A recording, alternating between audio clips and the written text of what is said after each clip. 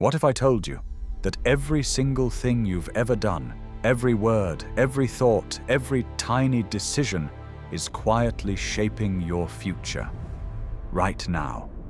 Not luck, not fate, but a law written into the very fabric of the universe.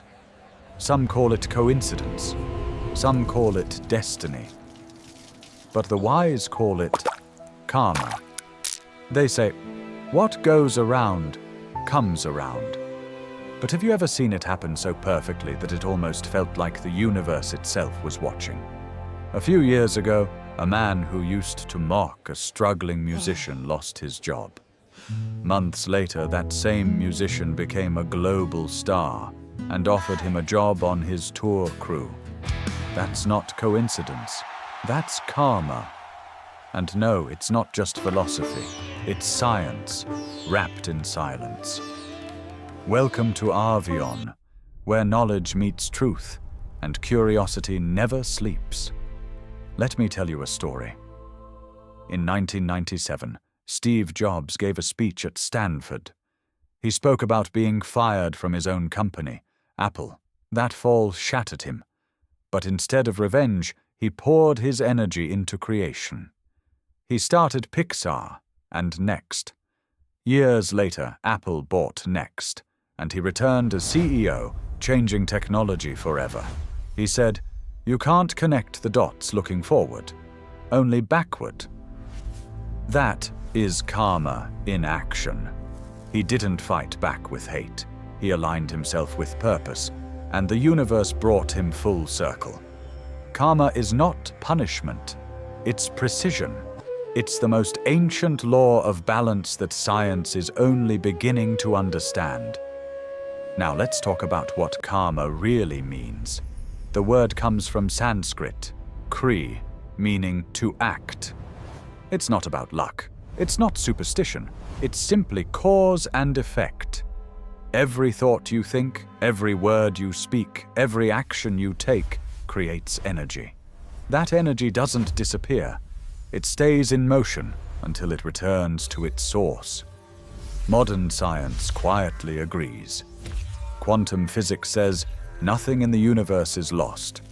Energy doesn't vanish, it only transforms. In 2012, scientists studying the double-slit experiment found something remarkable. Particles changed behavior when observed, meaning consciousness itself influenced physical reality. Ancient India had already said this thousands of years ago. As is your intention, so is your reality. That's not faith, that's physics. Think about this. Have you ever noticed how negativity attracts more negativity? When you gossip, you feel dirty inside. When you help someone, you feel lighter. Your energy changes your experience, and the world mirrors it back. It's not magic, it's frequency. Take Oprah Winfrey. Born into poverty, abused as a child, told she'd never succeed. But instead of living in bitterness, she chose gratitude and service. She says, what you put out comes back, multiplied. And now she's not just a billionaire, she's a global voice of healing. Same with Keanu Reeves. He's one of Hollywood's biggest stars, but he lives humbly, donates millions, and never flaunts his fame. When his family faced tragedy, he responded not with anger, but with quiet strength. Today he's adored not just for his movies, but for his grace. That's karma, returning light for light.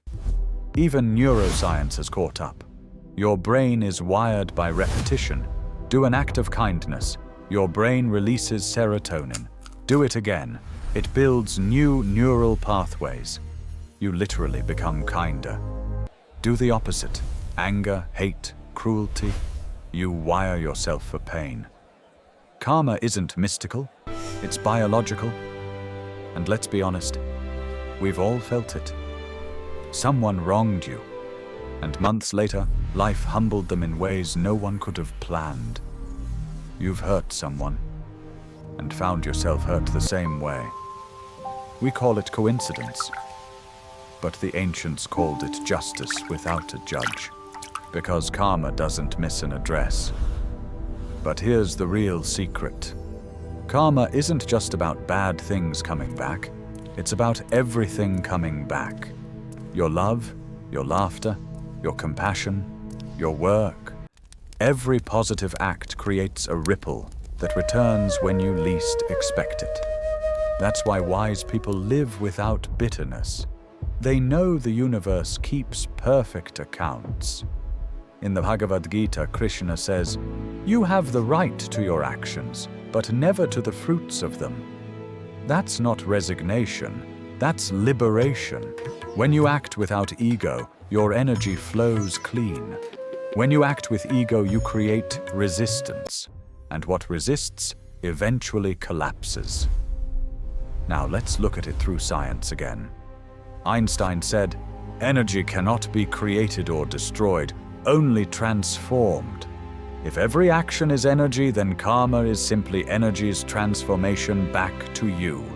That's why no act is small, no word is wasted, no thought is meaningless. Let me tell you one more true story. There's a restaurant owner in India who feeds poor children daily. He never posts it online. One day his restaurant caught fire. Within hours, local people, hundreds of them, came together to rebuild it for free. He didn't ask. Karma answered. That's how it works. Quiet, accurate, unstoppable. So, if you're wondering why something bad happened to you, don't rush to blame. Maybe the universe isn't punishing you. Maybe it's polishing you. Maybe it's preparing you for what you asked for, by clearing what's holding you back. Karma is not instant coffee. It's a slow brew. Sometimes it takes days, sometimes years, sometimes lifetimes. But when it arrives, it's never wrong. So choose your vibration wisely. When you lie, you lower your frequency. When you help, you rise. And as your frequency rises, your life aligns. What you think, you become. What you give, you receive. What you heal in others, heals in you. That's the science of karma. It's not mythology, it's mathematics of the soul. This is Arvion, where knowledge meets truth and curiosity never sleeps. If you believe that energy never lies, subscribe, share, and let the universe echo your light.